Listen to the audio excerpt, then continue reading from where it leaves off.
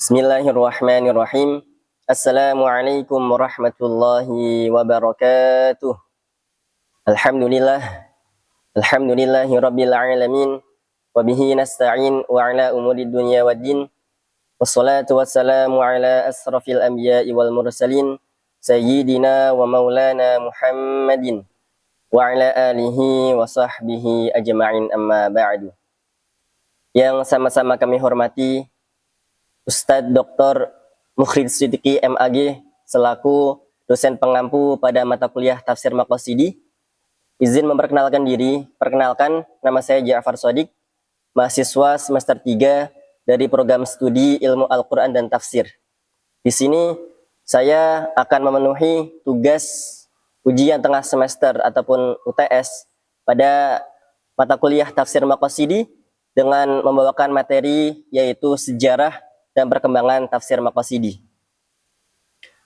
Sebelum masuk materi, apa sih yang dimaksud dengan tafsir Maqasidi itu? Tafsir Maqasidi adalah salah satu model penafsiran Al-Quran yang berfokus pada hukum-hukum yang ada di dalam Al-Quran. Secara umum, tafsir Maqasidi tidak hanya memperlihatkan teks secara literal, tetapi juga berusaha mengungkap hikmah dan tujuan utama dari setiap ayat ataupun surat yang ada di dalam Al-Quran. Nah, kemudian untuk sejarah awal tafsir Maqasidi. Tafsir Maqasidi tidak muncul secara tiba-tiba, teman-teman, melainkan berkembang melalui berbagai tahapan dalam sejarah ilmu tafsir. Untuk memahaminya, kita perlu melihat perkembangan tafsir secara umum, yang mana dibagi menjadi 3 periode besar. Yang pertama ada periode klasik, yang kedua ada periode tengah, dan yang ketiga ada periode modern. Yang pertama, pada periode klasik, ini terjadi pada abad ke-7 sampai dengan ke-10 Masehi. Pada periode ini,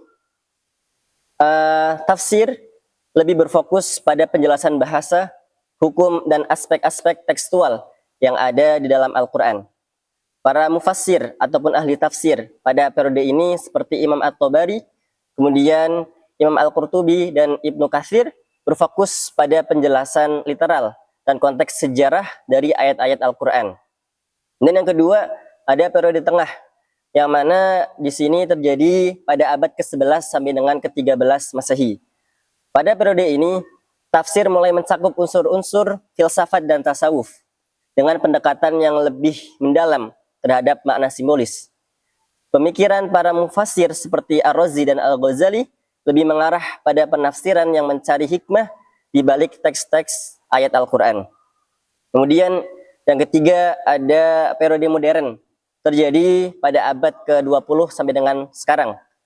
Tafsir Maqasidi mulai berkembang sebagai reaksi terhadap kebutuhan untuk nilai-nilai Al-Quran dengan tantangan zaman modern. Pemikiran ini dipopulerkan oleh para ulama kontemporer yang melihat bahwa tafsir tradisional terkadang terjebak dalam pemahaman yang tidak relevan dengan perkembangan sosial, politik, dan budaya dunia modern. Dan yang kedua, ada perkembangan tafsir Maqasidi. Nah, teman-teman, tafsir Maqasidi pertama kali dipopulerkan oleh beberapa ulama kontemporer yang berusaha untuk menggali makna mendalam dari wahyu dengan menempatkan tujuan syariat di pusat tafsiran mereka. Beberapa tokoh ulama yang berkontribusi pada perkembangan tafsir Maqasidi antara lain yaitu yang pertama ada Imam Asy-Syatibi yang wafat pada tahun 1388 Masehi. Imam Asy-Syatibi adalah salah satu ulama yang pertama kali mengembangkan teori maqasid asy-syariah dalam konteks tafsir. Meski karya Imam Asy-Syatibi lebih banyak berfokus pada hukum fikih, pemikirannya membuka jalan bagi pengembangan tafsir Maqasidi. Dan yang kedua, ulamanya yang bernama Abdul Ar-Rahman An-Nasafi, yaitu seorang ulama yang mengembangkan pemahaman maqasid asy-syariah dalam konteks tafsir dengan menekankan pentingnya memaknai teks-teks Al-Quran yang sesuai dengan kebutuhan zaman. Kemudian yang ketiga ada Fazlur Rahman yang wafat pada tahun 1988 Masehi. Beliau seorang sarjana asal Pakistan yang berperan besar dalam mengembangkan tafsir maqasid di dunia modern. Dalam karyanya Fazlur Rahman berargumen bahwa tafsir harus berfokus pada tujuan besar Al-Quran, bukan hanya penjelasan terpisah-pisah terhadap ayat-ayat. Menurutnya, tafsir maqasid mengharuskan kita memahami konteks sosial dan sejarah wahyu, serta bagaimana hukum-hukum Islam dapat diterapkan dalam konteks modern. Nah, sekarang kita masuk pada kesimpulan daripada tafsir maqasid yang dapat dirangkum dalam beberapa poin. Yang pertama yaitu tujuan Al-Quran.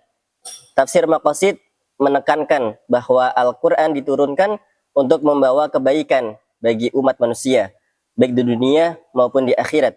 Ini melibatkan upaya untuk mengamalkan prinsip-prinsip yang lebih luas seperti keadilan, kedamaian, dan kesejahteraan. Kemudian yang kedua, penekanan pada konteks kemanusiaan.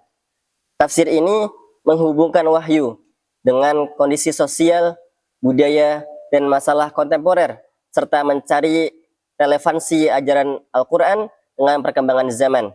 Dan yang ketiga, ada prioritas nilai-nilai universal, yang mana tafsir maqasid ini berfokus pada nilai-nilai universal yang ada di dalam Al-Quran, seperti HAM ataupun hak asasi manusia, kemudian keadilan sosial, dan perlindungan terhadap lingkungan. Dan yang keempat, ada pendekatan holistik, yang mana tafsir ini memperlakukan Al-Quran sebagai keseluruhan yang utuh, dengan mengaitkan antara ayat-ayat yang satu dengan yang lainnya untuk mendapatkan pemahaman yang lebih dalam mengenai tujuan hidup dan hubungan manusia dengan Tuhan. Demikianlah tafsir maqasid lebih menekankan pada penggalian tujuan dan hikmah dari ayat-ayat Al-Quran yang bisa memberikan petunjuk dalam mengatasi tantangan kehidupan manusia di berbagai bidang. Itulah yang bisa dapat saya sampaikan. Semoga apa yang kita dengar tadi, kita semua bisa mengambil hikmah dan pelajaran darinya, dan kita semua bisa mengamalkan dengan sebaik-baiknya.